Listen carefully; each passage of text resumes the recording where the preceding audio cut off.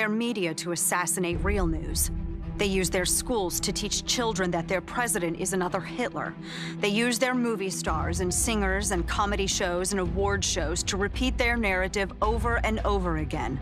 And then they use their ex-president to endorse the resistance, all to make them march, make them protest, make them scream racism and sexism and xenophobia and homophobia, to smash windows, burn cars, shut down interstates and airports, bully and terrorize the law-abiding, until the only option left is for the police to do their jobs and stop the madness. And when that happens, they'll use it as an excuse for their outrage. The only way we stop this, the only way we save our country and our freedom, is to fight this violence of lies with the clenched fist of truth. I'm the National Rifle Association of America, and I'm freedom's safest place. If tomorrow all the things were gone, I'd worked for all my life, and I had to start again with just my children and my wife. Thank my lucky stars to be living here today, 'cause the flag still stands for freedom, and they can't take that away. And I'm proud to be an American, where at least I know I'm free. And I won't forget the men who died, who gave that right to me. And I gladly stand up next to you and defend her still today, 'cause there ain't no doubt I love this land. Sing it! God bless the USA!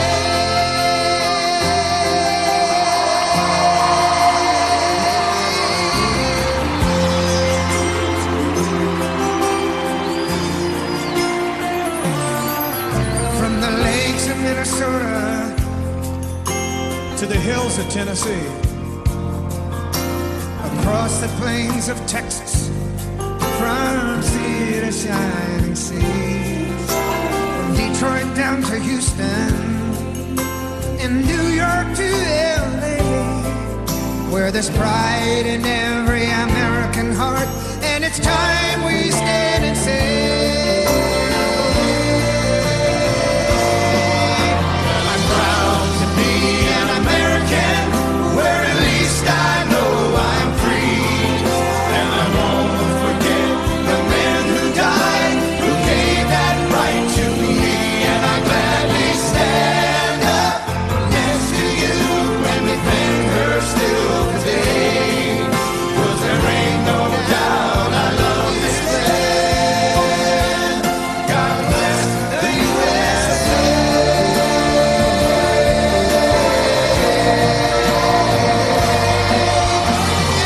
Proud to be an American, where at least I know I'm free. And I won't forget the men who died, who gave that right to me. And I gladly stand up next to you and defend her still today, 'cause there ain't no doubt I love this land. God bless the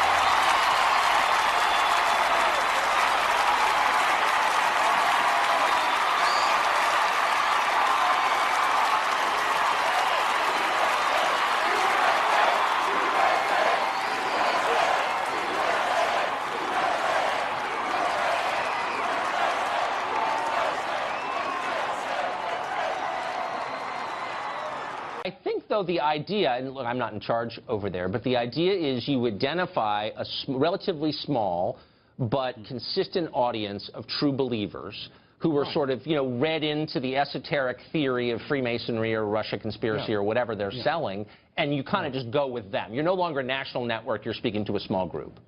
Yes, and they're very enthusiastic. The trouble, I think the serious point here, though, is that at some point the interests of the Democrat Party diverge from CNN and the other Russia investigation obsessives. Because every time they actually succeed in dragging someone into Congress to talk about it, what happens is it reveals more about Loretta Lynch meeting with Bill Clinton or telling Jim Comey not to call the Hillary investigation an investigation. And so it's actually, the Russia investigation is really a Democrat investigation. And the more you focus on it, the more it drags in Susan Rice and Loretta Lynch and eventually the president himself. And at some point, the Democrats are going to say, look, it's fine for you to do your ratings, but can we please have more Elmo and less Russia? Because this is going to kill us with Loretta Lynch and Susan Rice and all the rest. Their interests are not aligned on this, Tucker. So what do they do at that point? Do they go back to finding a new murder trial to cover? Or, I mean, what's kind of the next phase for them? Well, I think the trouble when you go down this thing, it's like we used to have these things long before television, 80 years ago, when there would supposedly be a 5-year-old boy trapped in a well, and the media would camp out around the well to wait for the little boy to be rescued. And that was dramatic in a sob sister way. But if there's no little 7-year-old in the well, if there actually is nothing there, then all you've done in the long run, I think, is destroyed yourself. And to go back to that Malaysian jet thing, they actually are, in this case, they are the... Do you remember on CNN when they thought the Malaysian jet might have flown into a black hole? Entirely possible. That's actually what they've done now. They've taken a very small story, and in expanding it, they're flying their network into a black hole. And whether they can emerge from that, I mean, I realize that's the kind of plot twist. That's Anderson Cooper in X-Men 12 or The Avengers when Loki tears up the space-time continuum. And only Anderson Cooper and Elmo in the CNN spaceship can wrest Earth back from the rupture in the space-time continuum. That's the only plot twist left for CNN at this point. It's going to take me a full day to recover from that. Mark Stein, that's so great. That's where they're going. It's Elmo at the, Anderson Cooper with Elmo at his co-pilot. That's good luck with that, CNN. Thank you, Mark. I appreciate it. Always a pleasure. A big story, tick, tick, tick, tick, tick, boom, the word boom. Tick, tick, ticking, boom, huge story, tick, tick, tick, tick, tick, tick, huge story, boom, started ticking again. Tick, tick, tick, tick, tick, tick, tick, tick, tick, tick. 4 hours later, boom, boom. You're stressing me out. He starts tick, tick, ticking again. The boom goes off twice. First boom, tick, tick, tick, boom, tick, tick, ticking. Second boom, bombshell, the guy who ticks, tick, tick, tick, tick, tick, tick, tick, tick, boom, boom again. Tick, tick, tick, tick, tick, tick, tick, tick, tick, tick, tick, tick, tick, the boom. Tick, tick, tick, tick, tick, tick, ahead of time, ahead of the scoop, and then boom. There are drugs for that. It was a passionate affair. Blame for the Russian attack. Her obsession knew no bounds. So close to Putin. But when a friend from the past threatened to destroy it all, President Obama knew that Vladimir Putin was working to elect President Trump. will their love endure? Or will the truth tear them apart? Honestly, we don't know.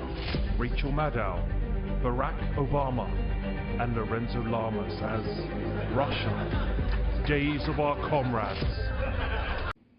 Meanwhile, outside the committee room, Comey's written remarks have driven the usual hotheads all the way to the edge and sometimes past it. Congressman Al Green of Texas went on the House floor and declared that he's going to start drawing up articles of impeachment this minute before the former FBI director even testifies. He made it very clear that he was going to fire Mr. Comey regardless as to what anyone else called to his attention. If no one else does, I will file articles of impeachment to impeach President Donald J. Trump for obstruction of justice. Well, meanwhile, the ratings bonanza on the left-wing cable channels continues as anchors and analysts compete to out-hyperventilate each other. This scandal is big, they're telling us, bigger even than, you guessed it, Watergate.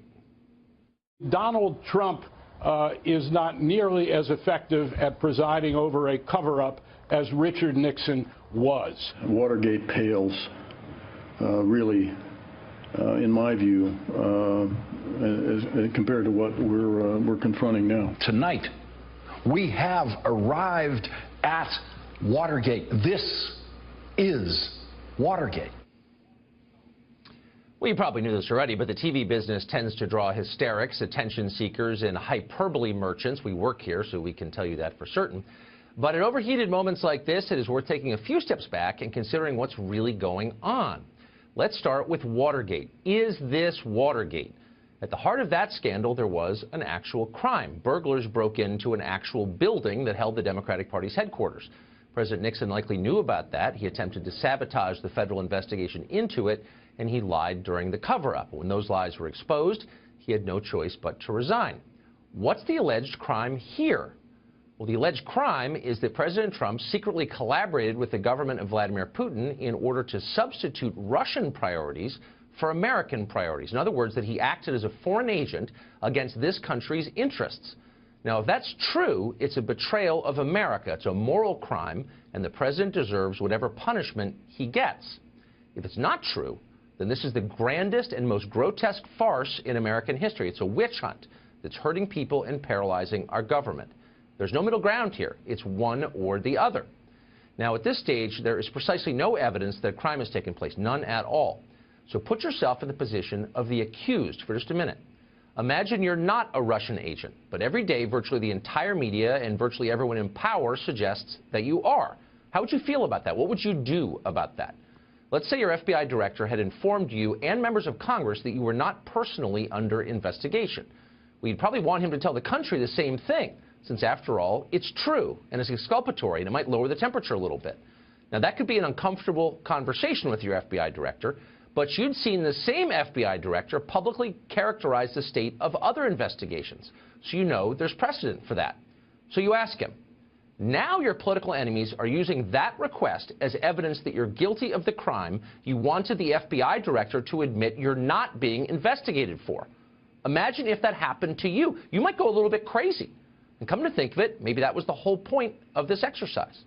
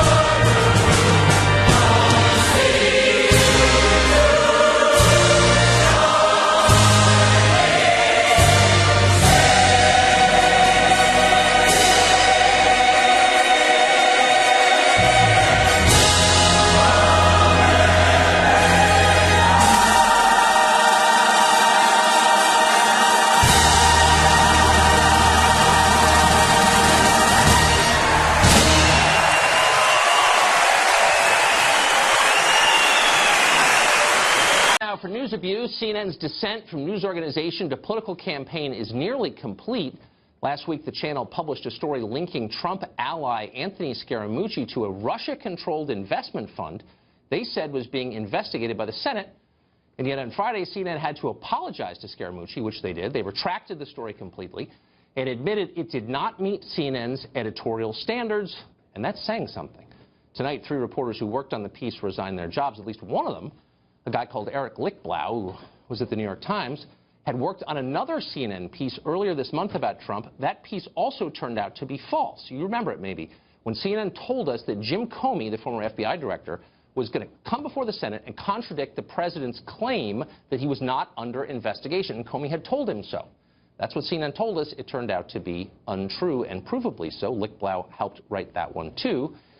He may go back to the New York Times, where he came from in April. We'll see. It's been 7 months, though, since Trump won the presidential election. Since then, precisely no evidence has emerged to support the claim that Trump somehow colluded with the Russian government in order to win the race. But you'd never know that from watching that channel, which has become home for conspiracists on the Russia question worldwide. Last February, to name yet another example, CNN produced a story accusing Trump associates of repeated contacts with Russian intelligence. That report turned out to be almost identical to a report by the New York Times that Jim Comey called out specifically for being grossly inaccurate. We could go on and on and on. Overall, 93% of CNN's coverage of the Trump administration has been negative. 93%. Idi Amin would get more balanced coverage. Anybody would. Fidel Castro certainly has. CNN, in other words, is no longer just a news organization. It is a campaign with a political mission run, not surprisingly, by a man named Jeff Zucker, who once expressed interest in running for office himself. Like any campaign, it is great at some things, pushing a message, hurting its opponents, and not so good at others, like reporting the news. This is a change. How did it happen? Cheryl? New American energy policy, one that unlocks millions and millions of jobs and trillions of dollars in wealth. For over 40 years, America was vulnerable to foreign regimes that used energy as an economic weapon. Americans' quality of life was diminished by the idea that energy resources were too scarce to support our people. We always thought that. And actually, at the time, it was right to think. We didn't think we had this tremendous wealth under our feet. Many of us remember the long gas lines and the constant claims that the world was running out of oil and natural gas. Americans were told that our nation could only solve this energy crisis by imposing draconian restrictions on energy production. But we now know that was all a big, beautiful myth. It was fake. Don't we love that term, fake? What we've learned about fake over the last little while. Fake news. CNN, fake. Whoops, the camera just went off. Okay, you can come back. I won't say. I promise I won't say anything more about you. I see that red light go off. I say, whoa.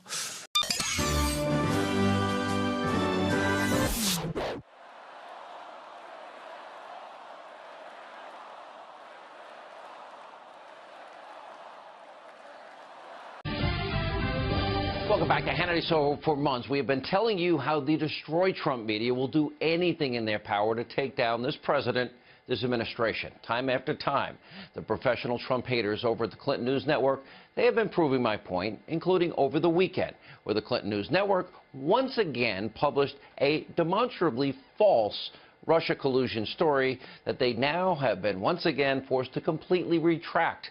There's a major credibility crisis at CNN, and it starts at the top with the fake news chief, Jeff Zucker. That's tonight's mini monologue. All right, last Thursday, CNN published a story alleging that longtime Trump ally, personal friend of mine, by the way, Anthony Scaramucci, was being investigated for colluding with the Russians through dealings with a Russian investment fund. But 24 hours later, the story was completely debunked. CNN was forced to issue this embarrassing retraction. Quote, that story did not meet CNN's editorial standards and has been retracted. Links to the story have been disabled. CNN apologizes to Mr. Scaramucci. Jeff Zucker must be so proud. But the problem is, this is only the latest example of very fake news coming from CNN. On June the 16th, CNN, again, forced to delete a tweet, issue a correction after implying only Democrats prayed at the congressional baseball game prior to the opening pitch. And on June 15th, CNN senior White House correspondent, somebody who's becoming unhinged like Liberal Joe, Jim Acosta, tweeted and deleted a fake claim that President Trump didn't visit Congressman Scalise in the hospital following the congressional baseball shooting, which was tragic and a lie. And that's not all. Earlier this month, CNN actually had to rewrite a story that incorrectly predicted James Comey would refute certain statements from President Trump during his testimony. It didn't happen. Now, all of these are just recent examples from this month alone. Now, take a look at some of the many conspiracy theories that are being pushed on a regular basis on CNN and the downright vicious, nasty coverage of the administration that takes place night after night, day after day on air. Watch this.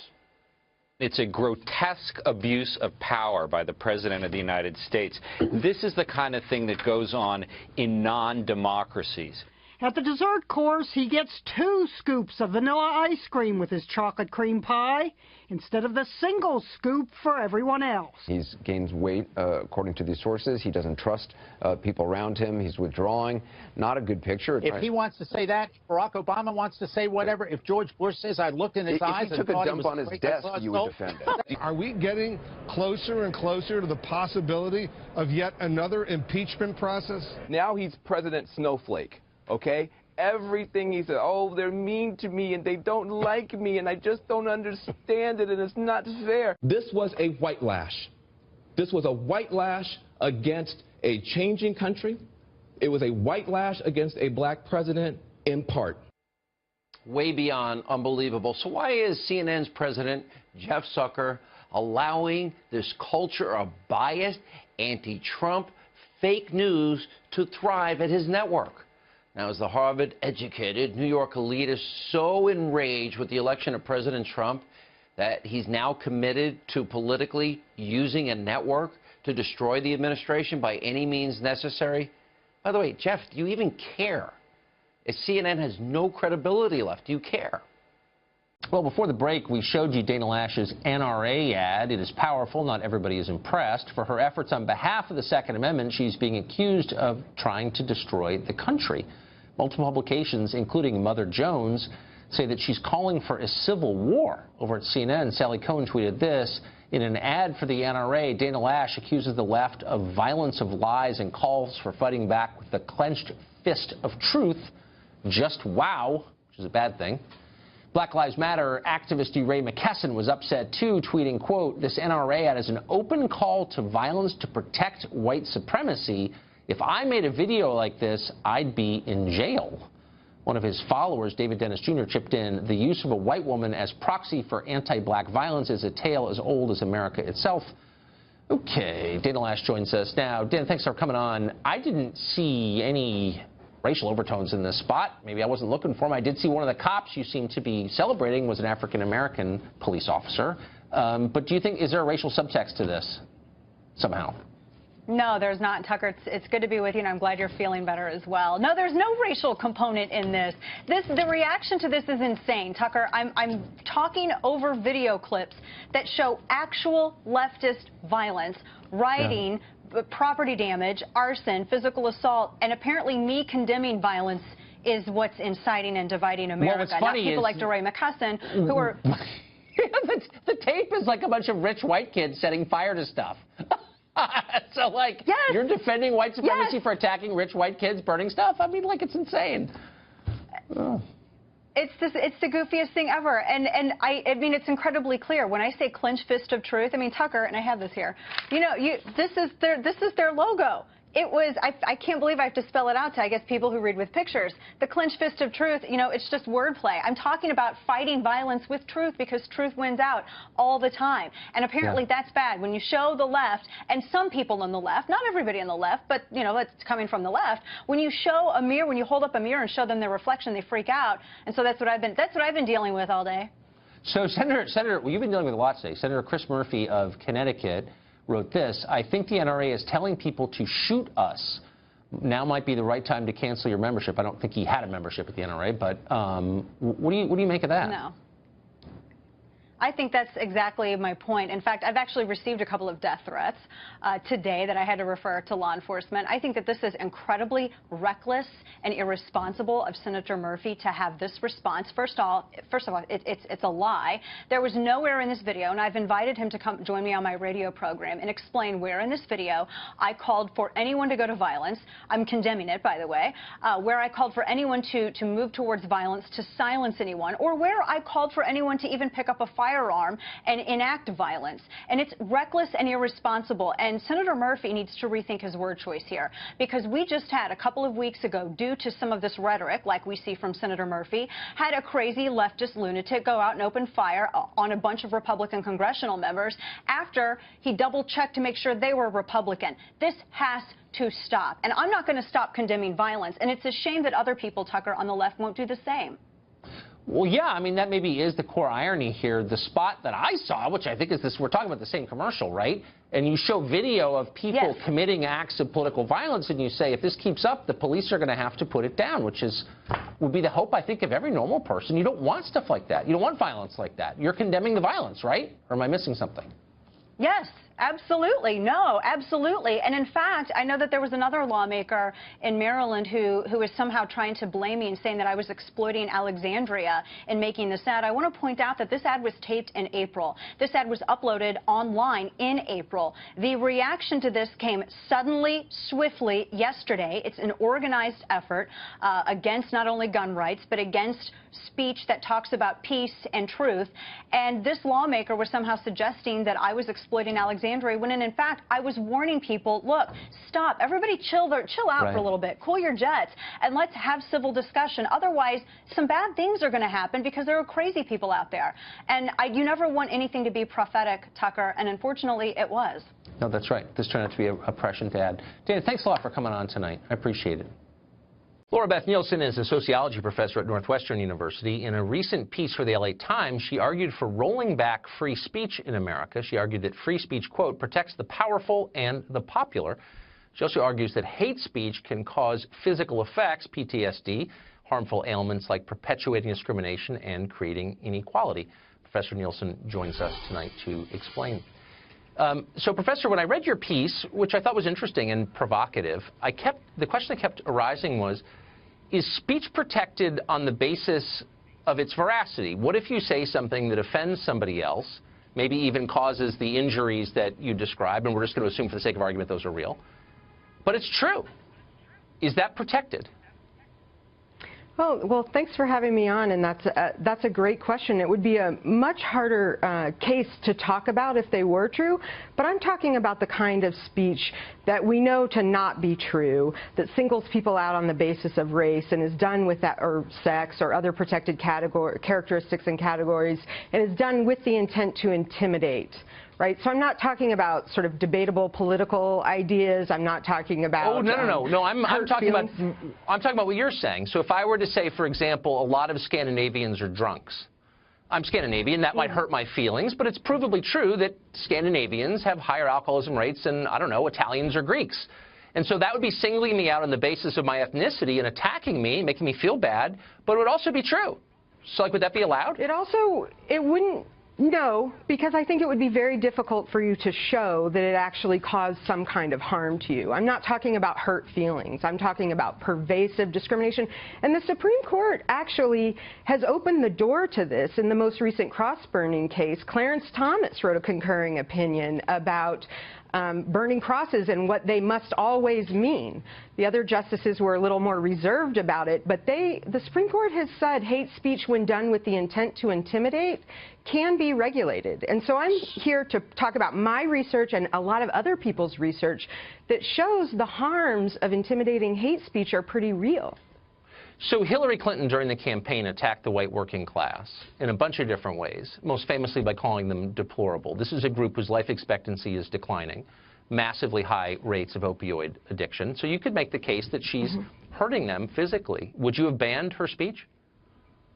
Well, I think that would be a great kind of test case if we passed legislation that recognized the harms of hate speech of protected categories, and that would surely be a case that could be made. I'll tell you that the physiological research... What's a protected race, category? For example, race is a protected category. The kinds of things we protect in Title VII. But what do you think? I mean, I'm not talking about what Congress should do. I mean, as a legal scholar, you argue that some speech should be banned. Would that speech that she gave, would that be banned?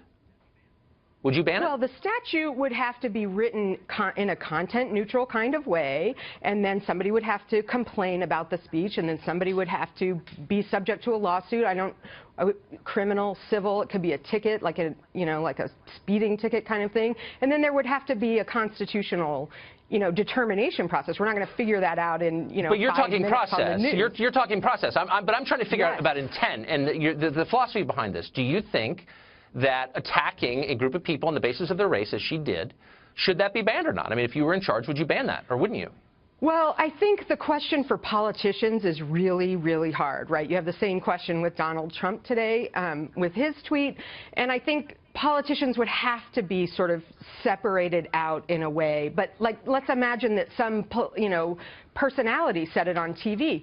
I think there should be intimidation and a threat of violence, right? I mean, this is the Facebook algorithm for hate speech, so there has to be not just that they're drunks, but they're drunks and they're useless and we need to go kill them all. Or they're drunks and they're useless and I wouldn't mind if people mowed them down. And I think there's an increasing... But that's a different I wonder, though, whatever happened to... Remember when there were liberals who defended free speech? There were free speech absolutists who used to say things like... Oh, my God, I remember. Do you remember them? And then they all became fascists. Do you remember that? And they decided we're going to punish you for saying things we don't like? Fascists. Well, a lot of them did, the ones who wanted to curtail the freedom of speech that we've grown up with. I mean, I'm sorry, those ones. Well, but whatever happened... in the legal academy, it's a pretty small group, I will tell you that. But one of the really interesting things, Tucker, is that when you go out and talk to people, so I'm a social scientist and a legal scholar, and when you go ask people, and I include white men in my research, something I get a little bit of flack about. Yeah, I mean, who cares what they think? And I get a little bit of flack about it. Yeah. But I'm telling you that they don't experience these harms in public. They don't feel excluded from public places. Oh, they don't? They don't. Not to generalize about a whole group on the basis of their race or anything. No, to report the social science speaking evidence. for all white men, if you don't mind. Okay. When was the last time somebody told you how they were going to rape you? I don't know. Right, you're protected from somebody asking you for money, Tucker. I guess you're protected from somebody asking you for money, but I'm not protected from somebody telling you they're going to rape me. I treat people as individuals, not as racial categories. I don't think you do, actually, because you're generalizing on the basis of race, which used to be considered repugnant, but I guess now it's common enough we don't notice, but I do. No, I'm telling you that 38% of African Americans report being targeted for racist speech every day. I'm not denying that. I'm just saying 4% of white men report that. I interviewed them. I asked them. Okay, well, it sounds like you've got the numbers on your side. Professor, thanks a lot for joining us, Sam. Yeah, I appreciate it. Thanks for having me. This was really fun.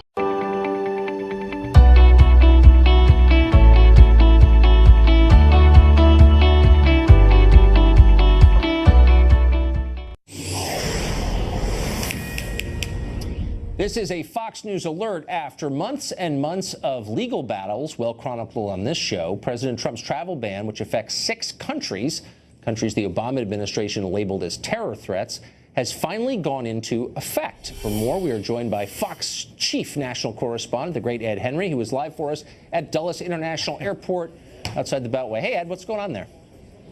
Tucker, good to see you. As soon as I put out on social media we'd be reporting live from Dulles for you in your show, I started getting the tweets charging, here goes the media, trying to create a scene like we saw week 1 of the Trump administration when there was chaos at airports across the country. But to the contrary, all we're doing is reporting the news straight, which is that this is a win for the Trump administration tonight. So we are simply not seeing chaos. Instead, we are seeing order. This is the international terminal where international arrivals come in right behind me. It's been very smooth so far.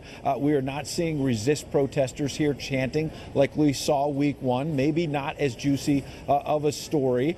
Some of the problems, remember, from that first executive order, those problems were self-inflicted because the Trump White House rushed it out there. Now this one was more carefully crafted. And remember, they got the green light this week from the Supreme Court on Monday. There was a 72-hour waiting period to get all the changes in effect. And here are the changes that are implemented tonight. You're exempt from the travel ban coming in from Iran, Syria, Yemen, Libya, Somalia, and Sudan if you have a bona fide relationship with an American or U.S. entity. That's defined by the government as a parent, a spouse, a child, etc. You're not considered to have a bona fide relationship if you're a grandparent, grandchild, aunt, uncle, nephew, others more extended family members. What's interesting is that the Supreme Court still has to work out all the legalities on this in October, but that is not stopping liberal lawyers tonight from filing more challenges. The state of Hawaii just moments ago filed yet another court challenge to this latest executive order, even though the Supreme Court already said they're dealing with this, Tucker. Yeah, they don't have anything else to worry about in Honolulu, like the biggest homeless population in the world. Ed, thank you. Thanks for going to Dulles for us. Omar Nur al-Din is the vice president of the Muslim Public Affairs Council. It opposes the travel ban, and he joins us tonight.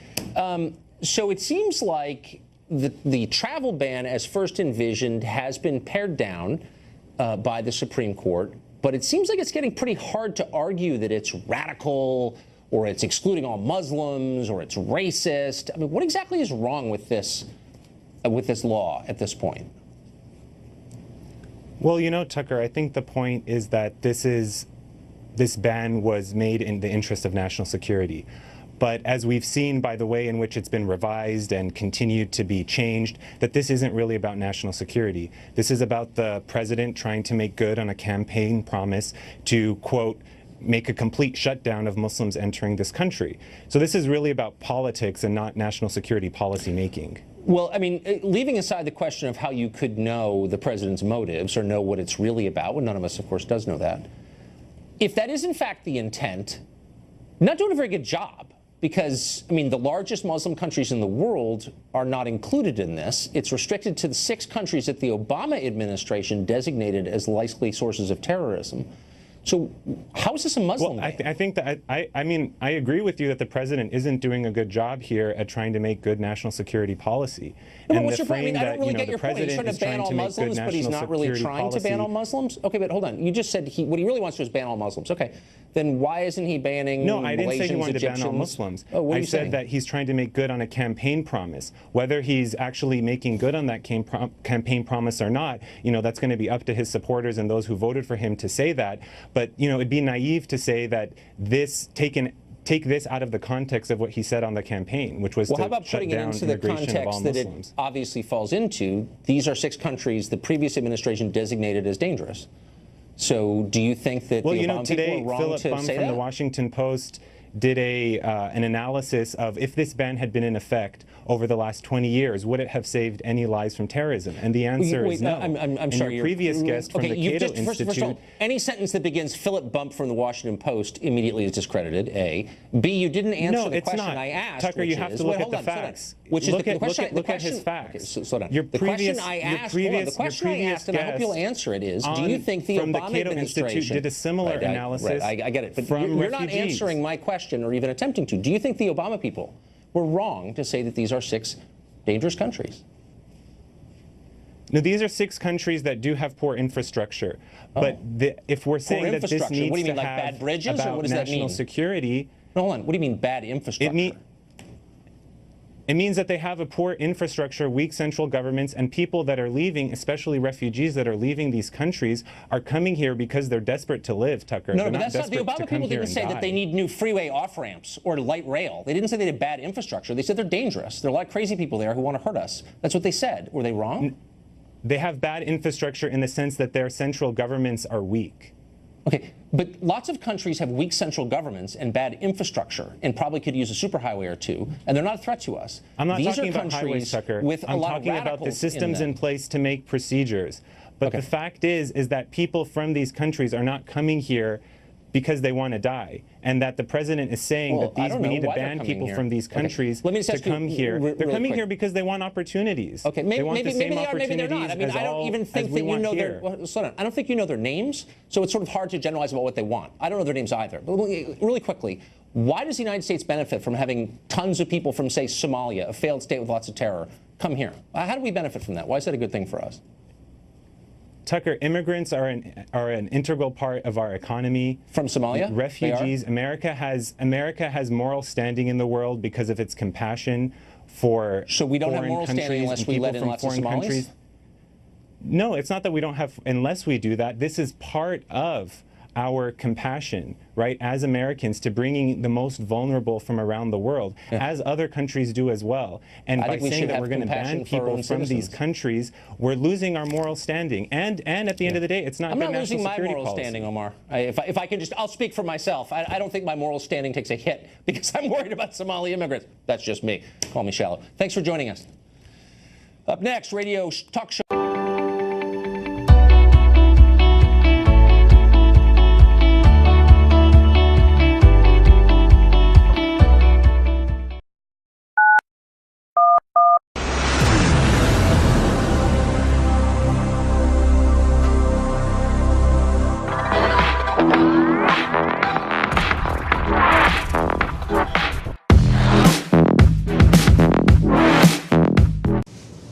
Memorial Day is a great holiday for bringing Americans together, unless you decide to promote segregation while you do it. A Black Lives Matter group in New York City threw a Memorial Day party and barred anyone who was not black from attending. This is what they said: being intentional about being around black people is an act of resistance. This is an exclusively black space, so if you do not identify as black and want to come because you love black people, please respect the space and do not come.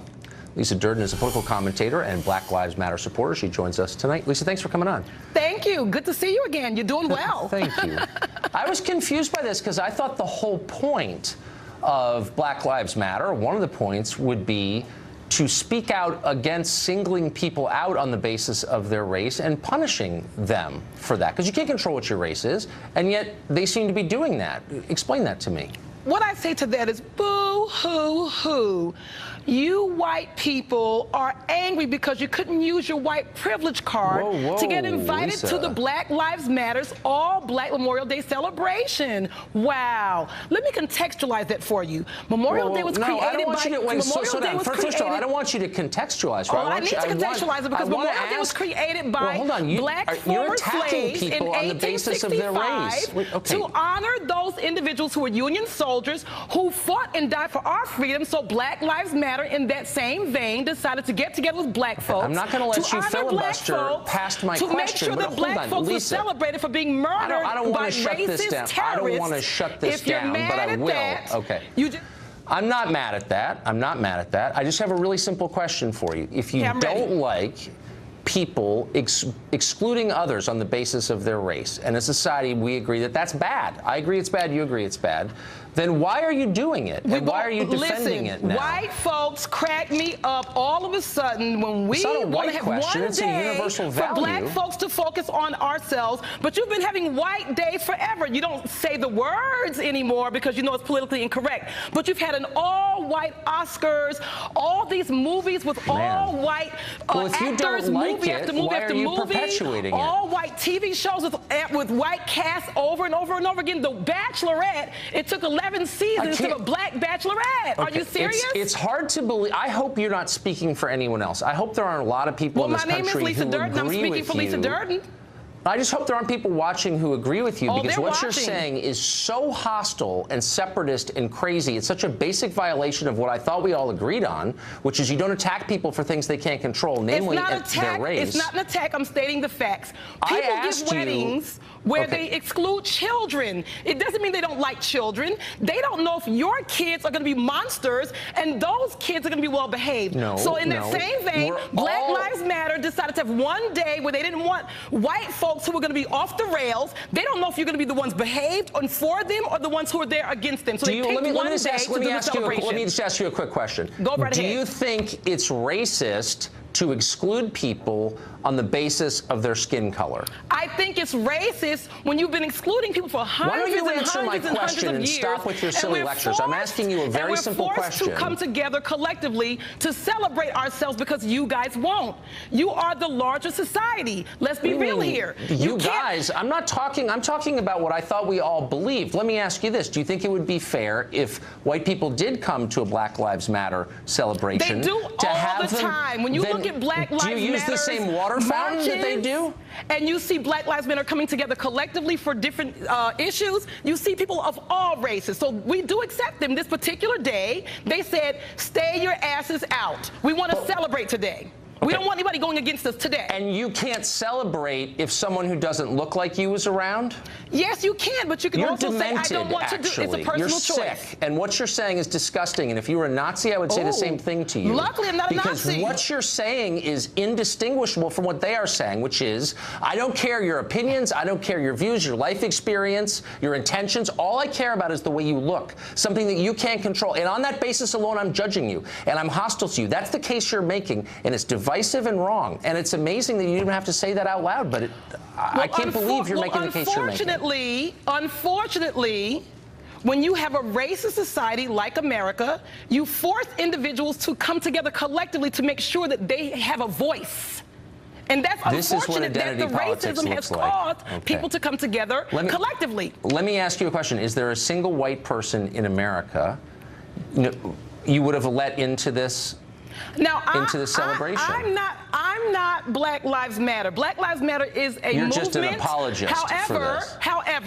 However, I can respect the decision. It doesn't mean it's a decision I would have made. Maybe I would have. Just like a wedding where I might say your kids can't bring their badasses in my wedding. Children are not an ethnic group. Every person in You're the world, discriminating against people with kids. You're saying don't bring your badass kids. Would it be okay? Yeah, but you see, and that's okay, but there are white adults and Asian adults and Hispanic adults. And presumably they're basically the same as black adults, but you don't agree with that. We have gay pride parades. We have Puerto Rican Day parades. We have non-Puerto all kinds Ricans of are allowed parades and and non-gays days are allowed. that honor individuals. We have Mother's Day. We have Father's Day. Fathers so are on allowed Mother's to Day, participate just take in your that. mama out, I'm not not your sure daddy you're even out. capable of having this conversation, so I'm going to end it now. Let me just ask you one last. Let me ask you one last question, and be totally honest with this. Do the people in your world, your parents, your siblings, your kids, your friends, do they agree with you on this? My family respects my right to free speech. No, don't give me that dumb answer. I mean, do they agree with what you just said, though? Do you know a lot of people who agree with what you just said? Whatever. No one's contesting it. I'll see you next time on your show. You'll be inviting me on again. Do you know a lot of people who agree with you? Tucker, I'm going to see you again in less than a month. Ratings are going up. I don't even know what you're talking about, and I'm not sure I look forward to it. But thanks for coming on tonight, Lisa. A U.S. senator has come up with a novel plan for building a border wall and punishing sanctuary cities at the same time. He'll tell us what it is. Stay tuned.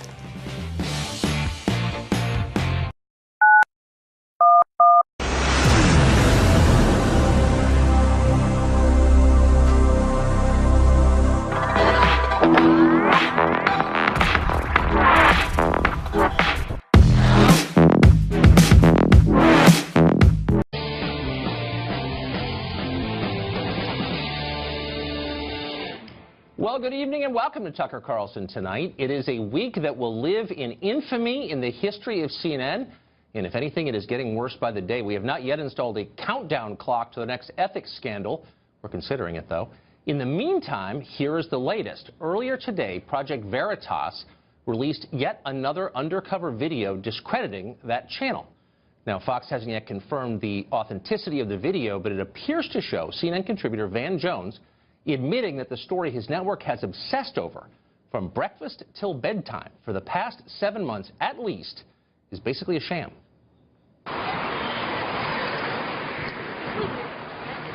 Hey, man.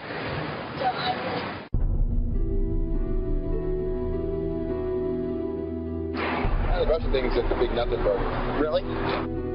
Then why CNN constantly, like, rush at this, rush at that?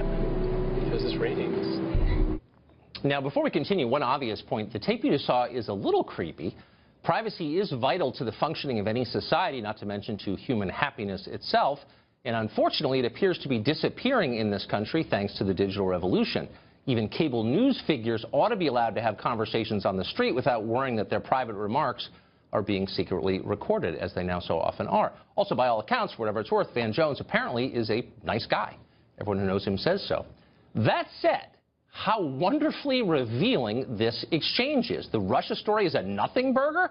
Yep, we knew that. If only they admitted as much on CNN. But in private, they know it too. You remember the tape released just yesterday in which a CNN producer conceded that his boss, Jeff Zucker, demanded that CNN shows drop actual news coverage in order to spend much more time on the Russia conspiracy, since that storyline makes more money for the network? It is as corrupt as you imagined it was. Meanwhile, according to the New York Post, CNN apparently had to retract last week's bogus Russia story and fire the 3 reporters who wrote it after being threatened with a $100 million libel suit from Anthony Scaramucci. He's the Trump associate who was slandered by the piece. Whoa! What is next for CNN? Well, on his show, Rush Limbaugh predicted the end may be near. Could Donald Trump be the end of CNN? What a legacy that would be. I think that's what the Trump administration is doing with many in the media. They're like cats. He's got this little red laser light and is just causing them to make fools of themselves, and everybody's laughing at them as they're crashing into walls and sofa and the floor. And that's what little Jim Acosta had happen to him yesterday. Cats to a red laser light. Awesome. Well, we don't know what's going to happen next at CNN, but whatever happens, this is clearly a network in crisis. And that happens to companies from time to time. Enron, Bear Stearns, Lehman Brothers. It's not unheard of. The question is, how does your company respond when its corruption is revealed? Well, here's how CNN is responding. Its media critic Brian Stelter, who also hosts a show on the channel, let loose on Twitter today, attacking the forces of what he described as anti-journalism. Quote, activists promoting hatred and resentment of the press. Millions of people are exposed to extreme anti-journalism views daily, spreading hate about an entire class of American workers. Got that? American workers. In Stelter's telling, those would be journalists, the soft-handed Princeton grads who would be consultants at McKinsey right now if they hadn't worked on the school paper. They're workers. In fact, they're the opposite of workers. They're members of the privileged class, and their fear and outrage at the stirrings of populism is proof that they know they are. When the public speaks, they shudder because they know exactly how much they have to lose. Viewers no longer trust these people for a very simple reason. They're not trustworthy. And it's strange they don't know that. Let's say you own a potato chip factory, okay? And you once had an unbreakable monopoly on snack food. If people wanted potato chips, they had to buy them from you.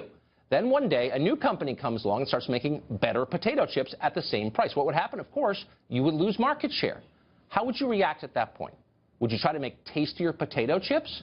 Or would you attack your customers as stupid and immoral, maybe go on a megalomaniacal rant about how consumers who don't like your chips are spreading hate? Well, it depends how deluded you are, I guess. And he joins us now. What do you think of that, Mark? The whole our viewers are terrible, consumers are bad if they don't like us argument. Is that a winner? No, it's not. And the idea of converting yourself into a victim group of I guess, journalist Americans, the latest hyphenated victim group, that isn't going to really going to work. And I think the problem is, to extend your potato chips analogy, is they're actually selling a bag that has all the packaging of potato chips, and there are no potato chips inside. That's the problem with the Russia story. They went bananas over that Malaysian plane that disappeared a couple of years ago, but at least there was a Malaysian plane that was here one minute and wasn't there the next. Here, there actually is no Malaysian plane, and they're covering it. I mean, you said Jeff Zucker is telling them to stop covering real news. You're not entirely accurate on that, Tucker. Yesterday, they interviewed Elmo about what he thought of Syrian refugees. And oddly enough, Elmo happens to like them. And that actually was the least nutty thing CNN has done in the last few weeks. It's the nearest thing to real news. It's sad. I mean, there are actually a lot of talented people over there. I work there. I know a bunch of them. They're smart, serious people, but they're being pushed to the side in favor of this garbage. What about the prediction you heard Rush Limbaugh, who you sit in for sometimes, say that they're going to be a casualty of the Trump administration? Yes, I think that's likely, because the argument that Van Jones was saying, that it's a nothing burger but it's ratings, that's true in the short term. But there are diminishing returns to this, which is that it's a Russian investigation with no Russians. The only Russian anyone ever mentions is the ambassador, who's like strolling around lunching all over the District of Columbia. He's the only sinister Russian in this story. It's a Russian investigation without any Russians. And at some point, it's going to be like one of those Russian dolls that all the tourists like. You open the big Russian doll, there's a smaller Russian doll, there's a teensy-weensy Russian doll, and then you open up the last Russian doll and there's nothing. And at some point, which I think actually the bulk of the American public have figured out already, there is actually nothing. We're down to the last minuscule Russian doll, and there's nothing inside when you open that up. So you think that that's a critique of CNN, but I think CNN would call that hate speech. Do you think it should be allowed to, I mean, do you think you're making them feel unsafe by criticizing them? Well, they actually are advancing the argument now that Trump pushing back against the media, which nobody likes. Nobody likes. Everybody, and I say this as someone in the media, and you're in the media, and you know that. People hate the media. Everybody hates the media. That's true. And they hate Jim Acosta going bananas at the White House press conference because the big, mean press secretary won't let him turn his camera on. I'm in favor, by the way. I thought Elmo was excellent on CNN yesterday. I'm in favor of replacing Jim Acosta with Elmo at the White House press conference. The fact is, the public is on the White House's side. If Sean Spicer wants to conduct his press conference in interpretative dance, he can do that, and the public, by and large, if it's a choice between Sean Spicer announcing the Obamacare bill in interpretative dance or Jim Acosta doing his drama queenery, then people would rather have the interpretative dance of Sean Spicer. They're not going to go anywhere with this. I think, though, the idea, and look, I'm not in charge over there, but the idea is you identify a relatively small but consistent audience of true believers who are sort of, you know, read into the esoteric theory of Freemasonry or Russia conspiracy or whatever they're selling, and you kind of just go with them. You're no longer a national network. You're speaking to a small group. Yes, and they're very enthusiastic. The trouble, I think the serious point here, though, is that at some point the interests of the Democrat Party diverge from CNN and the other Russia investigation obsessives. Because every time they actually succeed in dragging someone into Congress to talk about it, what happens is it reveals more about Loretta Lynch meeting with Bill Clinton or telling Jim Comey not to call the Hillary investigation an investigation. And so it's actually, the Russia investigation is really a Democrat investigation. And the more you focus on it, the more it drags in Susan Rice and Loretta Lynch and eventually the president himself. And at some point, the Democrats are going to say, look, it's fine for you to do your ratings, but can we please have more Elmo and less Russia? Because this is going to kill us with Loretta Lynch and Susan Rice and all the rest. Their interests are not aligned on this, Tucker. So what do they do at that point? Do they go back to finding a new murder trial to cover? Or, I mean, what's kind of the next phase for them? Well, I think the trouble when you go down this thing, it's like we used to have these things long before television, 80 years ago, when there would supposedly be a 5-year-old boy trapped in a well, and the media would camp out around the well to wait for the little boy to be rescued.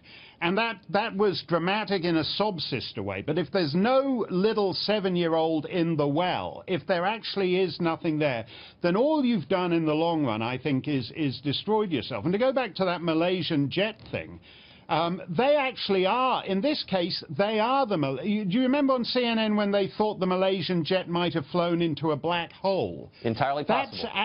That's actually what they've done now. They've taken a very small story, and in expanding it, they're flying their network into a black hole.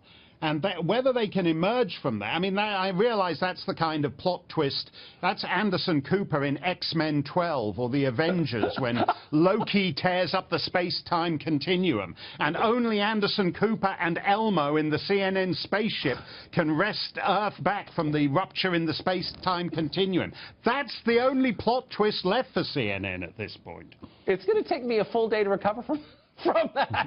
Mark Stein, that's so great. That's where they're going. It's Elmo. It's elbow at the, you know, Anderson Cooper with elbow at his co-pilot. That's good luck with that, CNN. Thank you, Mark. I appreciate it.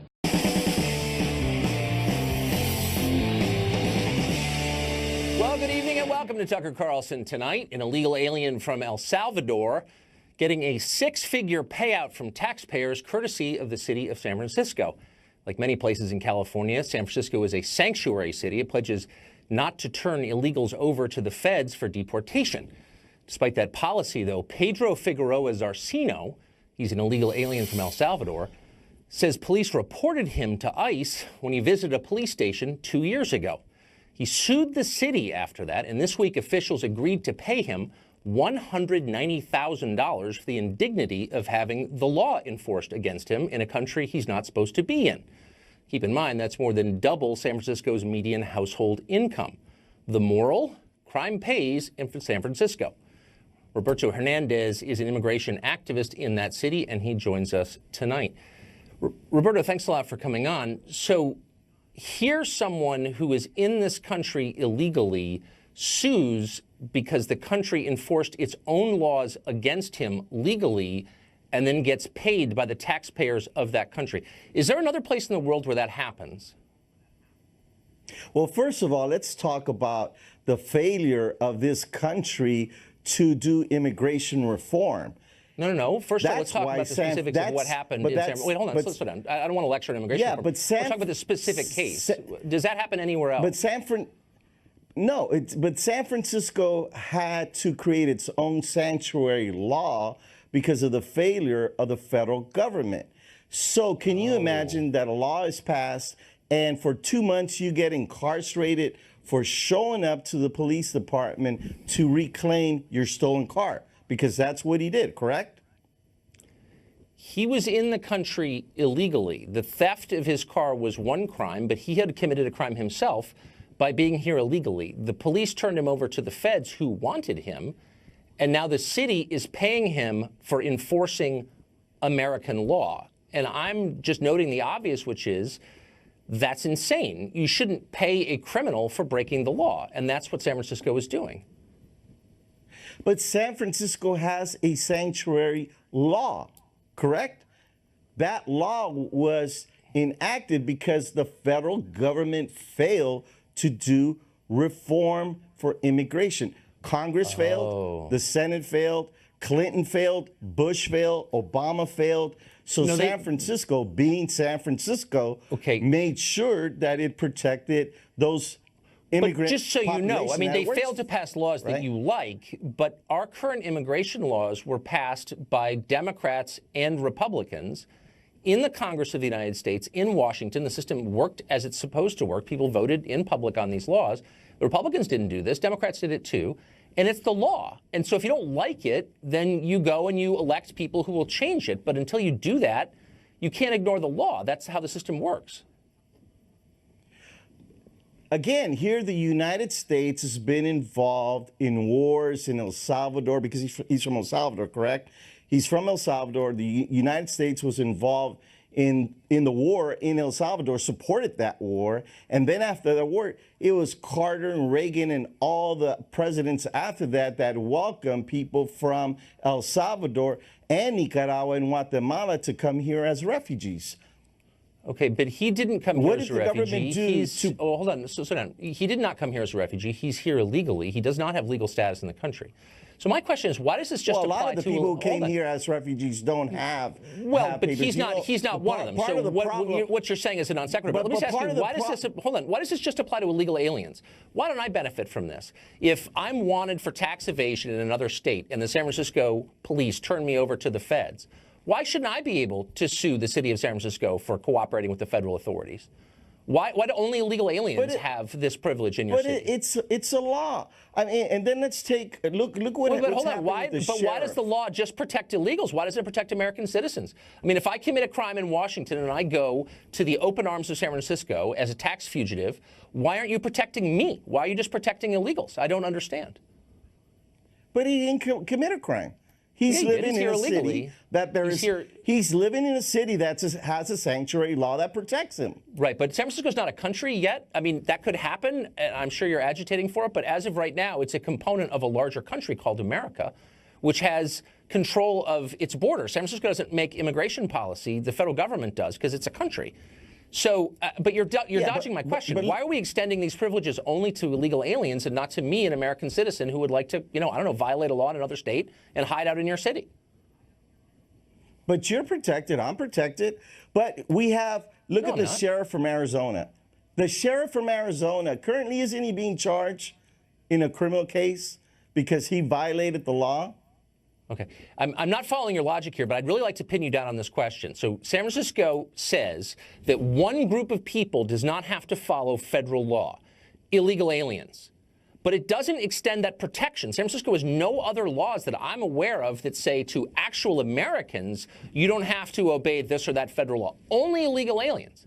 And that strikes me as discriminatory. As someone who was born here and paid taxes of my whole working life, why do I not benefit? As long as you guys are ignoring the law, why are you only doing so on behalf of illegal aliens and not on behalf of American citizens? Why not become a real sanctuary city? Well, but you're from San Francisco, just like I am. Born and raised in San Francisco. That's right. And San Francisco, we're different. We are progressive. We think different. We're leaders when it comes to being humanitarians. But why aren't you helping me? If you're a humanitarian leader, why aren't you helping me avoid American tax law? And look across the country, because we started to marry gay people. The rest of the country followed. We created sanctuary law. Then the rest of the country followed. It's neat. It's when your federal government is failing I don't think you're tracking with my questions then here. I'm going to ask you one laws. last question. Why do you think that other countries don't do this? So if I go to Mexico, for example, illegally, I get put in jail for a longer term than an illegal would here. Why can't I sue the Mexican government for being mean to me and expect Mexican taxpayers to pay me for the indignity of having Mexican law enforced against me? You want to go to Mexico? How many people live in Mexico that are not legal citizens, that are white, that come from the United States? Check out those I don't know. Probably not very many, because I think they throw you in jail if you do that. Because they actually believe in their own country and they enforce their own laws. When they go to Mexico. Right. Okay. Roberto, good luck out there.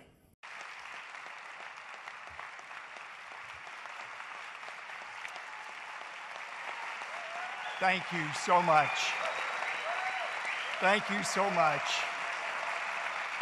Thank you. Trust me, I'm just the warm-up act. Good evening. I am Robert Jeffers, the pastor of the Great First Baptist Church in Dallas. And on behalf of First Baptist Church Dallas, we want to welcome you to this Celebrate Freedom rally live from the Kennedy Center in Washington, D.C.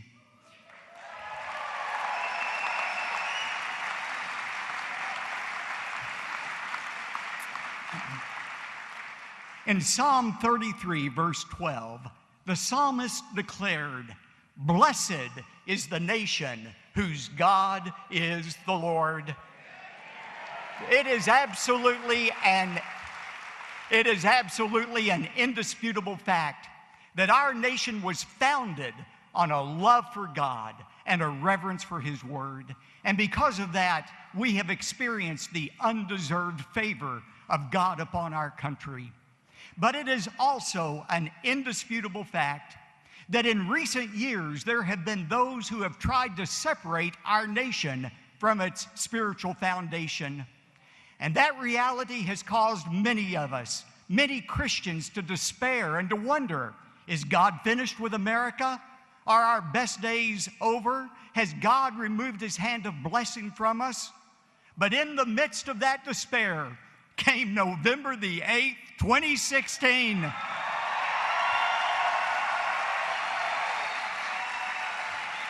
And that day represented the greatest political upset in American history.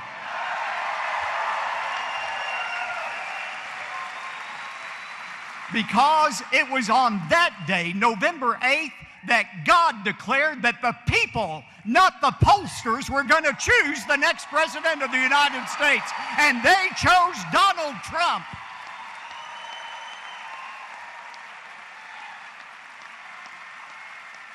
You know this. You've heard it often. President Trump won the evangelical vote by the largest margin in history because Christians understood that he alone had the leadership skills necessary to reverse the downward death spiral our nation was in. And since that time, everywhere I go, I find that people are even more excited about President Trump than they were on Election Day. And it's easy to understand why. President Trump has not only met, but he has exceeded our every expectation in reviving the economy, rebuilding our military, respecting our veterans, and restoring our greatest freedom of all, the free exercise of our faith.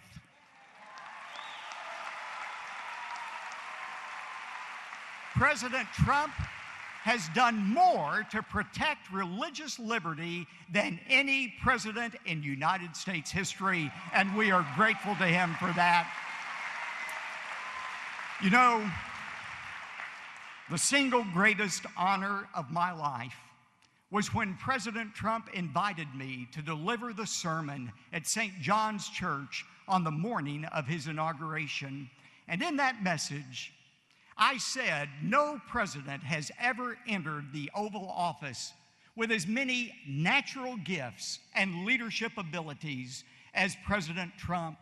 But I also noted that President Trump would be the first to say that natural ability alone is not enough to meet the awesome challenges of that office. And that is why President Trump, like every American president, has sought God's supernatural help. You know, I will never forget that message so many of us saw that the president tweeted from Israel several months ago. Do you remember the picture? It was a picture of President Trump standing in front of the Western Wall. His head was bowed. His eyes were closed. And at the bottom of that tweet, he wrote, "I am asking for God's wisdom." That is one reason I am so enthusiastically supportive of this president. You know, millions of Americans believe that the election of President Trump represented God giving us another chance, perhaps our last chance to truly make America great again. And how grateful we are. We thank God every day that He gave us a leader like President Trump. Would you join me now in welcoming our great leader, our great patriot, my friend, the President of the United States of America, President Donald Trump.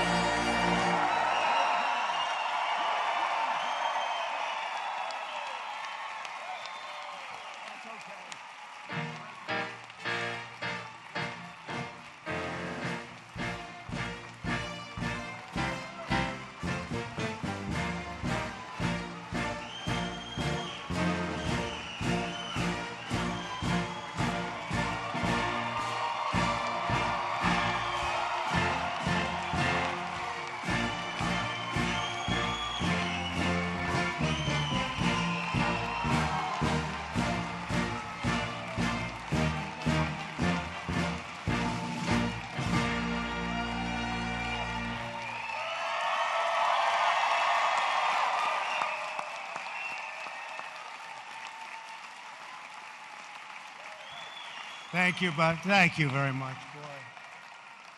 This is some group. Some group. Nice to win, isn't it? Isn't it nice to win? Robert, thank you very much for that incredible introduction, and thank you to everyone from First Baptist Dallas. Thank you. Pastor, you and Amy have stood with us since the very, very beginning, and I will always stand with you. I've told you that, and I mean that. I will always be with you. I appreciate it. Thank you. And I'm honored to join you at the first ever 4th of July Freedom Rally taking place here at the Kennedy Center as we pay tribute to those who have proudly served our nation in uniform. Thank you very much.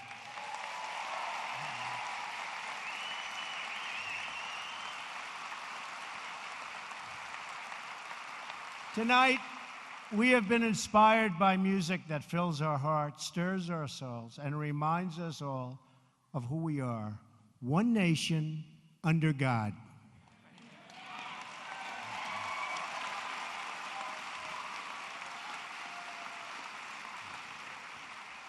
To First Baptist Music Director Doran Bugg, and to every musician and member of the choir who has performed with such incredible grace and skill. And I heard them backstage. I said, let me out there. That is the most beautiful music. Beautiful. I just want to say that your music honors our heroes more eloquently than words could ever do. And I just want to thank you. That's real talent standing behind me. Thank you, folks. Thank you very much.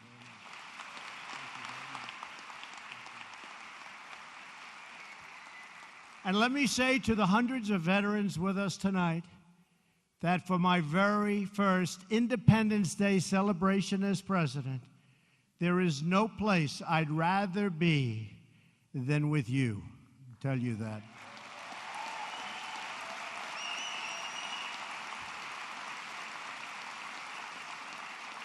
And I promise you, and you see it happening day by day. Just the other day, we signed Veterans Accountability. They've been trying to do it for 40 years.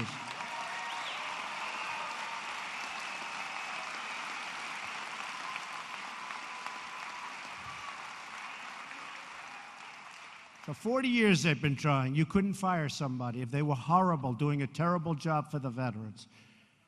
Robbing, stealing, hurting people, you couldn't do anything. It's called the Veterans Accountability Act.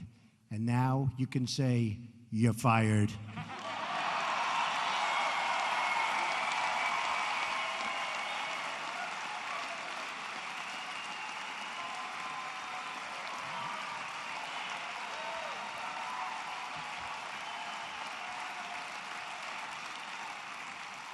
Thank you. And I promise you that we will always take care of our great veterans, always. Right, Louis? You better believe it. And Paula's up there. Paula White has been so helpful.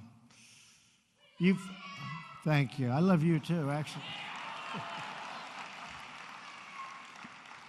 You've shed your blood, you've poured your love, and you've bared your soul in defense of our country, our people, and our great American flag. Your loyalty to our nation is measured not merely in words, but in deeds. You raced through gunfire, stared down enemy forces, and ran past the gates of hell to fight and to win for America, and you won for America, and we're going to take care of it.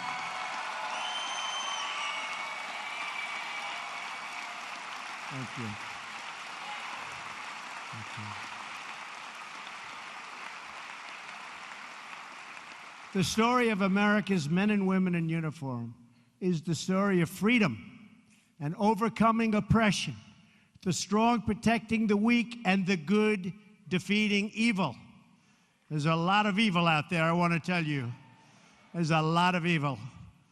I was left a mess, the fact is, but we're cleaning it up. You watch, cleaning it up. Cleaning it up. We are awed by your service and your sacrifice. And so to the veterans here tonight, of which there are many, will you please stand right now? Please stand. Thank you.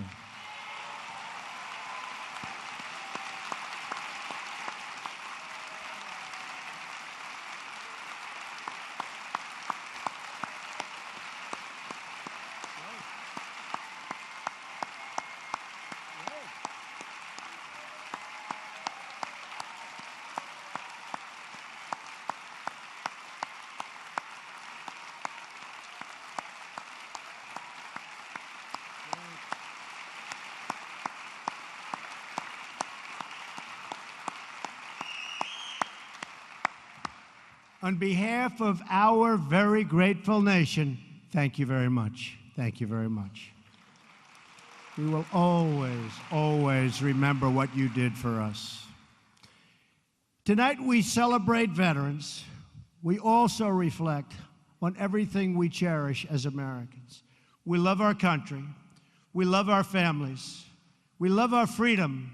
And we love our God.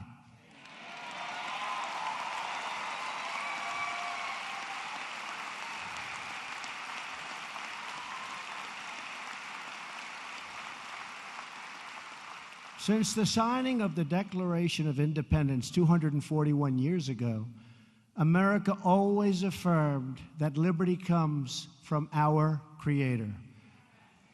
Our rights are given to us by God, and no earthly force can ever take those rights away.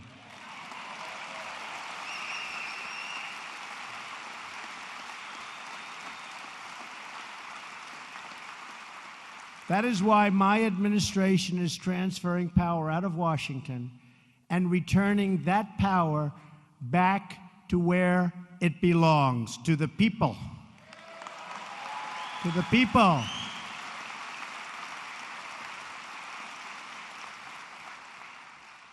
The fake media is trying to silence us, but we will not let them, because the people know the truth.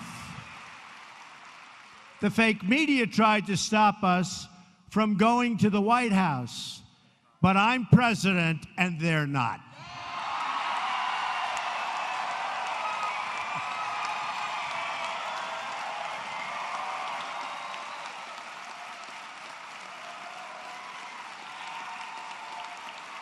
Thank you.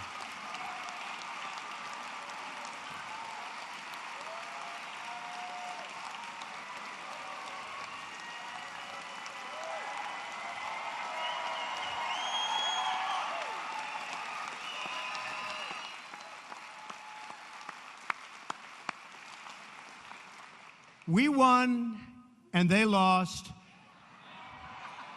The fact is, the press has destroyed themselves because they went too far. Instead of being subtle and smart, they used a hatchet. And the people saw it right from the beginning.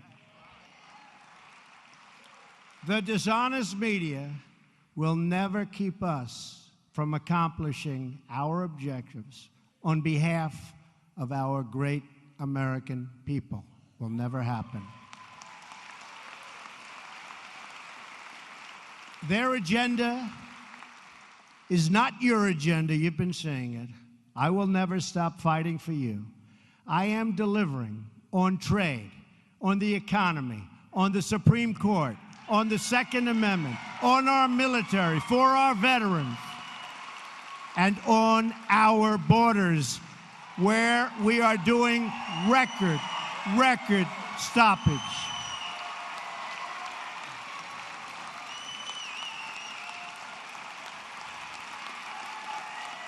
Thank you.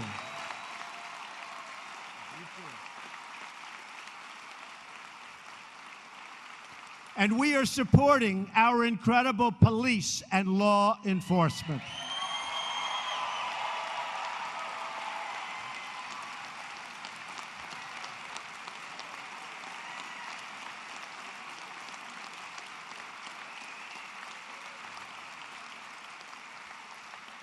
We will save American lives, protect American sovereignty, and we will ensure the forgotten men and women of our country are never forgotten again.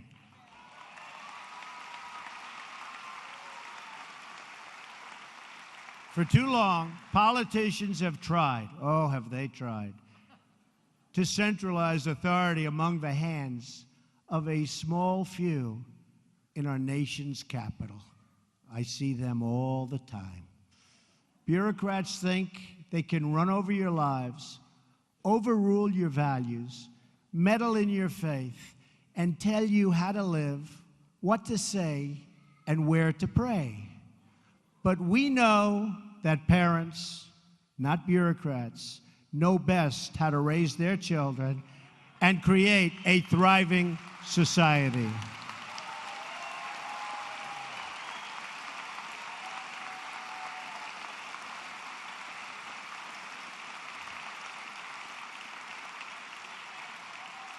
And we know that families and churches, not government officials, know best how to create a strong and loving community.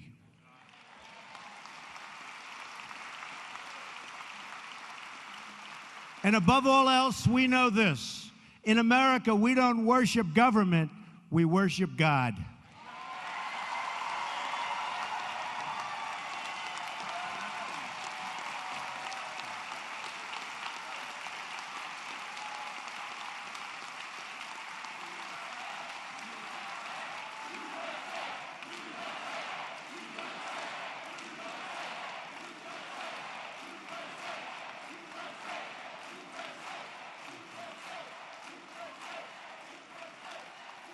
Our religious liberty is enshrined in the very First Amendment in the Bill of Rights.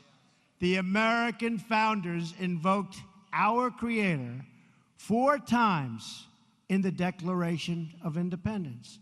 Benjamin Franklin reminded his colleagues at the Constitutional Convention to begin by bowing their heads in prayer. I remind you that we're going to start saying Merry Christmas again.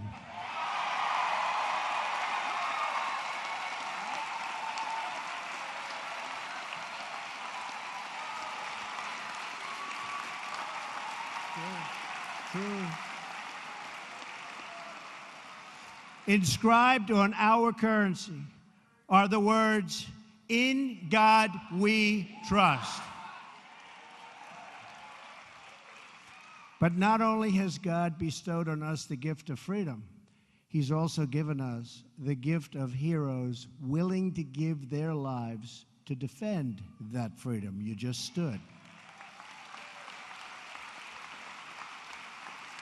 In every struggle against evil throughout our history, as America's service members have huddled around campfires and sought refuge in foxholes, they've called on their Creator for support. In World War II, when General George Patton, that was a real general. We got some Pattons today, too. I found them. Mad Dog Mattis, right?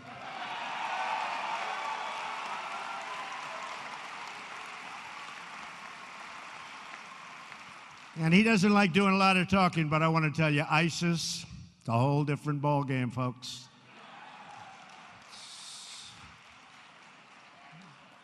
They're going fast. But when Patton ran into a problem that he couldn't solve, he knew what to do. He prayed. Frustrated by rains that were stalling the advance of his Third Army across Europe in early December 1944, horrible weather, Patton asked an Army chaplain to come up with a good prayer for the weather. Patton then had 250,000 copies of that prayer printed and distributed to the soldiers of the Third Army just before the Battle of the Bulge. That was a big one. Did very well there. 500,000 American soldiers fought that pivotal battle of the Second World War. One of those soldiers is here with us tonight. His name is Harry F. Miller. Where's Harry? Where's Harry? Harry, stand up, Harry.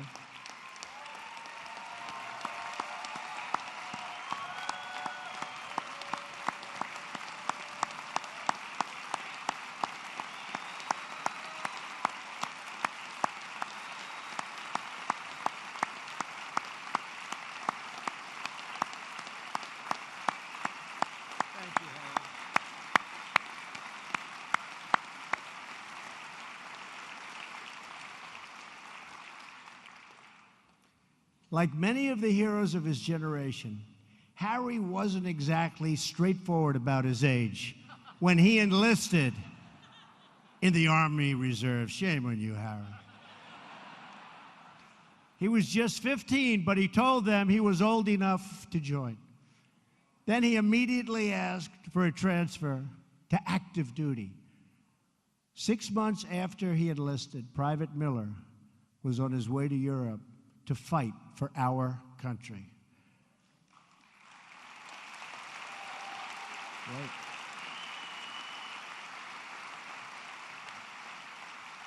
A couple of months after that, he was in the freezing cold. How cold was it, Harry?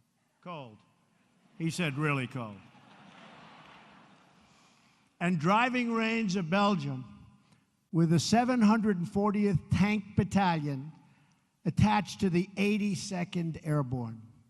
As the Battle of the Bulge began, Harry got his orders to go find tanks at a weapons storage facility. When he arrived, he says, he and his friends found nothing but tanks. They were all over the place, right? Nothing but tanks. But they didn't let the tanks stop them. Out of what spare parts they could find, and through sheer grit and resolve, they somehow managed to repair 3 of those tanks and get them all set for action and ready to fight. And before long, those 3 tanks were nose to nose with the lead elements of a German SS Panzer division, and that was tough stuff. In a short time, those tanks had knocked out the first 3 tanks of the enemy, and the entire German division retreated. They left. Good. That's good, Harry. That's good, Harry.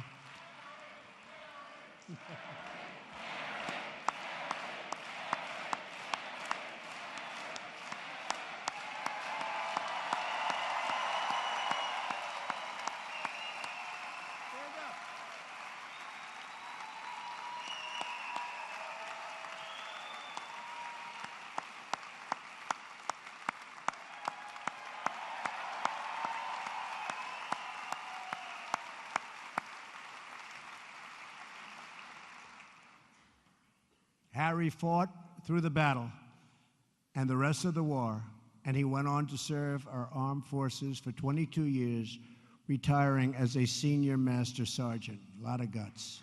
Tomorrow, Harry will be 89 tomorrow. 89.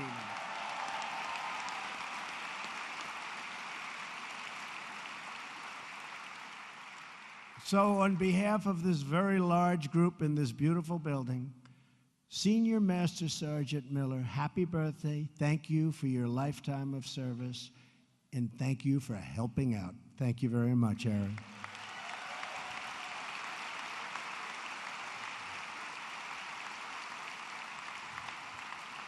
To every veteran with us tonight from every branch of the military, Army, Navy, Marines, Air Force, and Coast Guard, I want you to know that we will always keep our promises to those who have kept us free.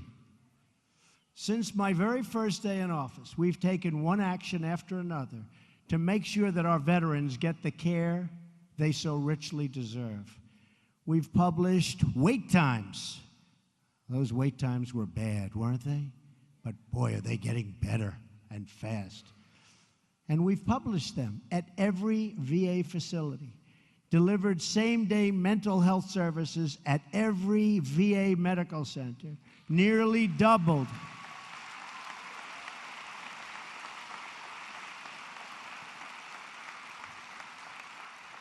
the number of veterans given approvals to see the doctor of their choice.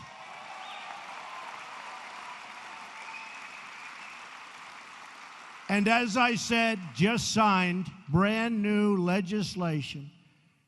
Went through the House, went through the Senate, and I signed it so fast. We didn't want to take any chances, right, Harry? To ensure every VA worker is held accountable for the quality of care they provide to our veterans.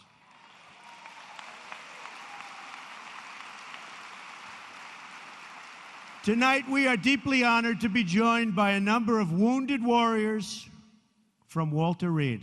I was over there recently. These are incredible people. The enthusiasm and the spirit, and some of them were hurt really badly. They've got so much spirit, and they love this country so much. These American heroes risked everything so that you and I can live in freedom. They gave all they had, everything, for their comrades, their country, and for victory. They like winning. We like winning again, don't we?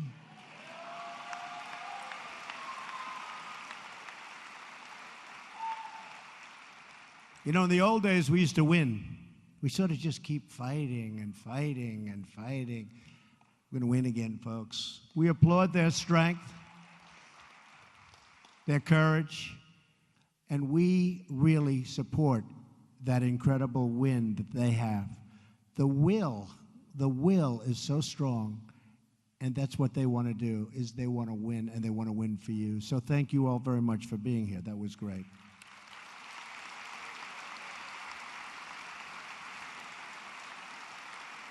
One such hero is Captain Luis Avila. Where is he? Luis. Luis. Oh, we love you, Luis. Luis, wow.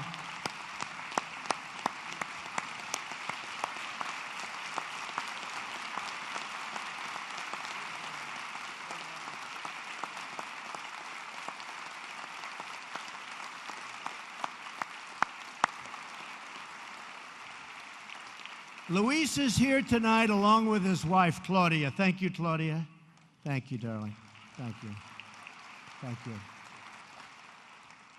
Luis served in the Army for 16 years. He held many different positions on 5 combat tours, and he was always a leader, and everybody always said, I did some checking on you, Luis, that you did a great job no matter where you were, no matter where you went. On his 5th deployment, Luis bravely led his company on a successful mission to recover vital intelligence. During this critical mission, his vehicle was struck by explosives. Luis was gravely wounded and lost his leg. He received a Purple Heart for his service and sacrifice. To Luis and Claudia, we will never forget the courageous sacrifice that you made for all of us in this room tonight and for everyone in our country. Thank you. Thank you, Luis.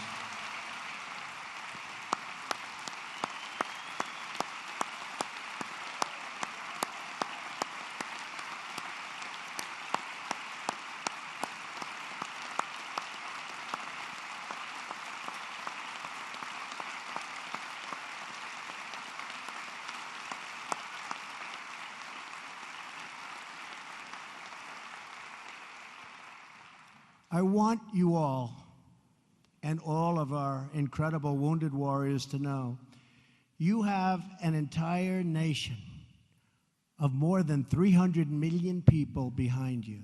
And our nation's getting strong again. Do you notice? Getting strong again. Our hearts and our prayers are joined with yours. Your legacy, like our gratitude, will live forever, and I want to thank you. Thank you very much. And Claudia, thank you very much. Thank you.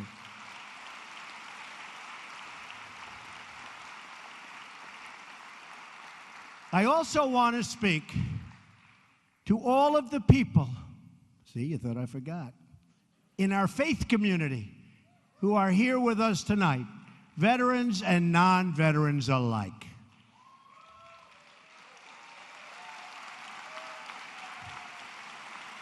You're never going to be forgotten. You'll never be forgotten. My administration will always support and defend your religious liberty.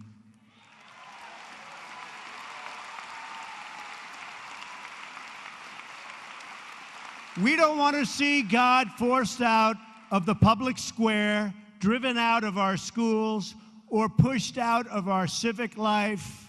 We want to see prayers before football games if they want to give prayers.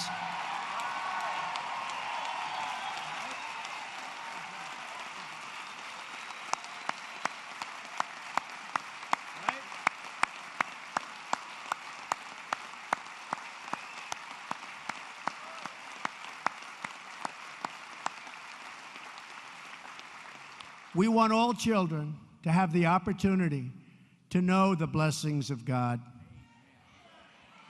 We will not allow the government to censor sermons, to restrict the free speech of our pastors and our preachers and the people that we most respect,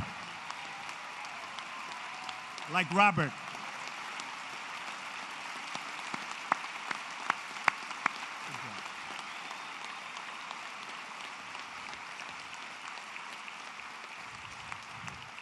That is why, just as I promised Pastor Jeffress and other faith leaders, I just signed an executive order following, and this is something that makes me very happy and very proud, following through on my campaign pledge to stop the Johnson Amendment from interfering with your First Amendment rights.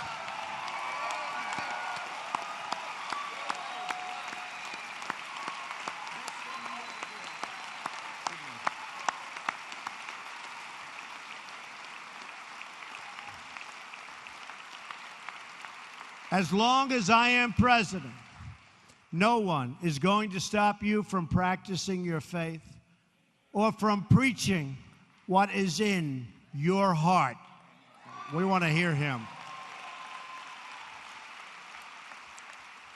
One of the most grave and dire threats to religious freedom in the world today is the threat of terrorism. And specifically, it just seems it's called radical Islamic terrorism. And we cannot allow this terrorism and extremism to spread in our country or to find sanctuary on our shores or in our cities.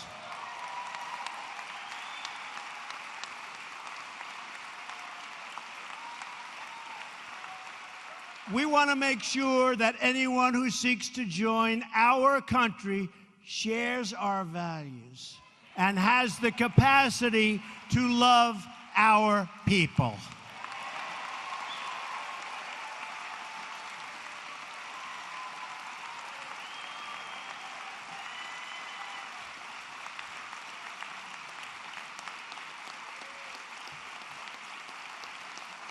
Thank you.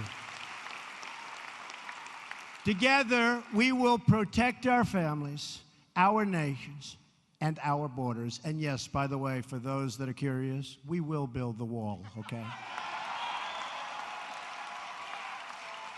Because we understand that a country is more than just its geography. A nation is the sum of its citizens, their hopes, their dreams, their aspirations. America is a land rich with history, traditions, and values. And as we have seen tonight, what a group this is tonight, America is also a land rich with heroes.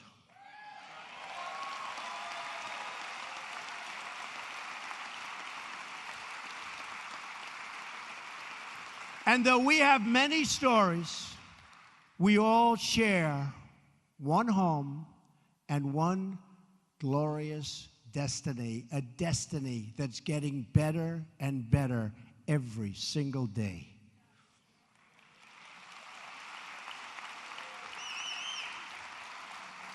And whether we are black or brown or white, and you've heard me say this before, we all bleed the same red blood.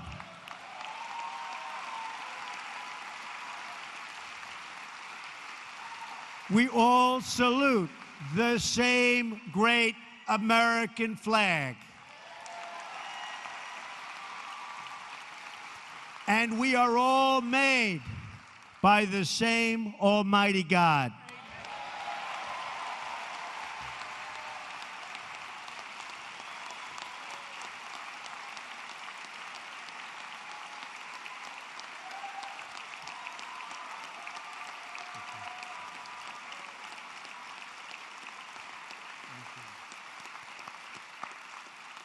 We face many challenges. There are many hills and mountains to climb. But with the strength and courage of the patriots assembled in this room tonight, we will scare, and you see it all the time, and we're doing it all the time, because we're scaling those summits, and we will get the job done.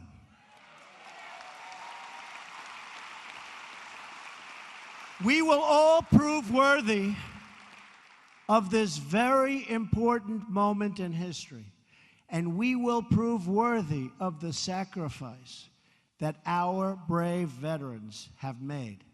As long as we have pride in our beliefs, courage in our convictions, and faith in our God, we will not fail.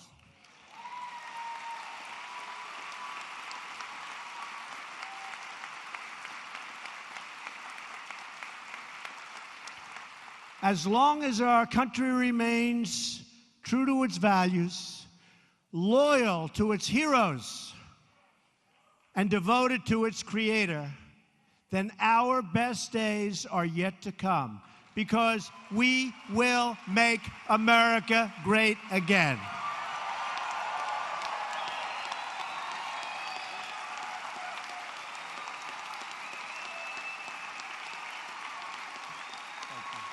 Thank you.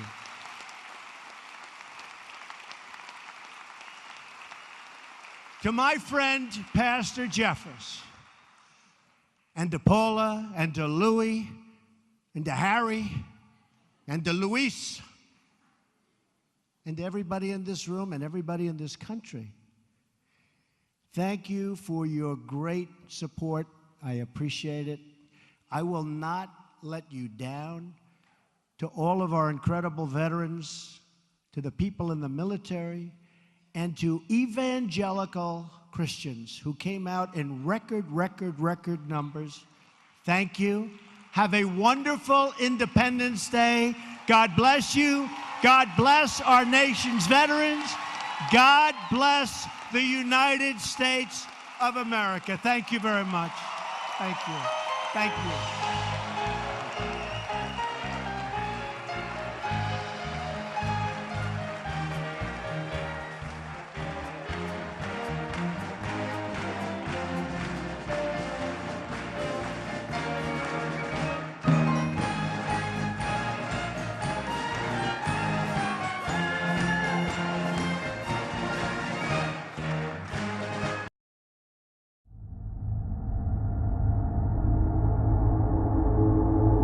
These grave security concerns are the same reason that I have been very, very direct with Secretary Stoltenberg and members of the alliance in saying that NATO members must finally contribute their fair share and meet their financial obligations. But 23 of the 28 member nations are still not paying what they should be paying and what they are supposed to be paying. So many young, beautiful, innocent people living and enjoying their lives murdered by evil losers in life. I won't call them monsters because they would like that term. they would think that's a great name. I will call them from now on losers. We have approximately $3.5 trillion of market value in this room, but that's almost the exact number that we've created since my election. In fact, I think we have you beat by a little bit. He immediately excelled. He was really, really good at it, they say. That's what they say. I haven't checked. Where is Charles? Come here. Charles, they tell me. I haven't checked it. I want to check you out, all right?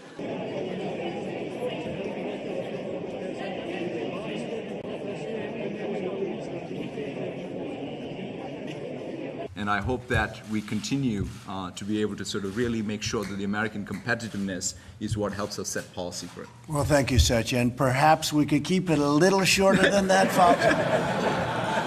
If he could get that legislation. Who's the state senator? Do you want to give his name? We'll destroy his career.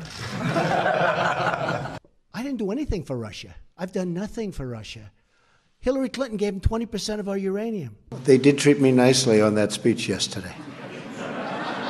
I always call them the dishonest media. Look, I just want to ask Jim, you know what it is? Here's the thing. The public isn't, you know, they read newspapers, they see television, they watch. They don't know if it's true or false because they're not involved. I'm involved. I've been involved with this stuff all my life, but I'm involved. So I know when you're telling the truth or when you're not. I just see many, many untruthful things. And I'll tell you what else I see. I see tone, you know, the word tone. The tone is such hatred. I'm really not a bad person, by the way. Go ahead. I mean, just one more follow-up. Should I let him have a little bit more? What do you think, Peter? Peter, should I let him have a little bit more? Sit down. Sit down. Just because of the attack of fake news and attacking our network, I just want to ask you, sir. I'm changing it from fake news, though. Doesn't that undermine? Very fake news. This guy is great. Don't worry about him. No. Come here. They're going to throw. Come on up. Come on. Come here. Come on. This guy, so he's been all over television saying the best things, and I see him standing, and didn't you get here like at 4 in the morning? Well, if you enjoyed this video, don't forget to like, comment, share, and subscribe. If you'd like to see some more, you can subscribe by clicking this button right above my head. There's also, I can't point because of the camera, 2 videos to my left. One's recommended, and the next one is my most recent video. Once again, thank you for watching.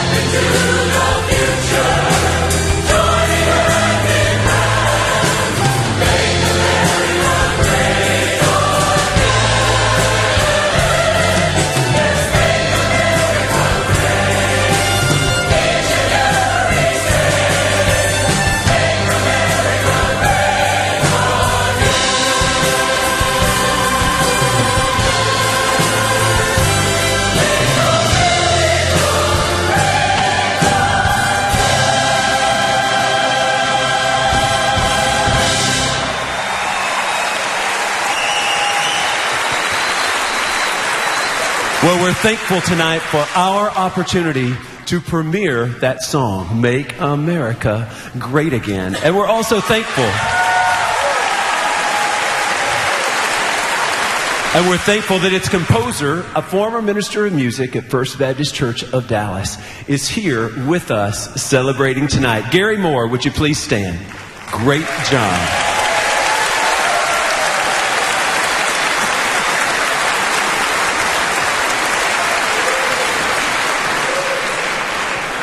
Well, while we're thanking folks, I would like to take a dedicated moment to thank our Daystar television host, Marcus and Joni Lamb. Thank you for your generosity toward us tonight.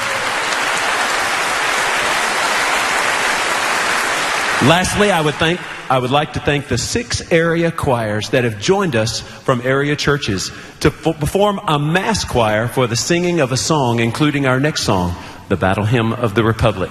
These are Trinity Life Church, Christ Chapel Church, Emmanuel Bible Church, West End Assembly of God, Riverdale Ministries, and First Baptist Church of Alexandria. Thank you for joining us and lending your voices to us tonight.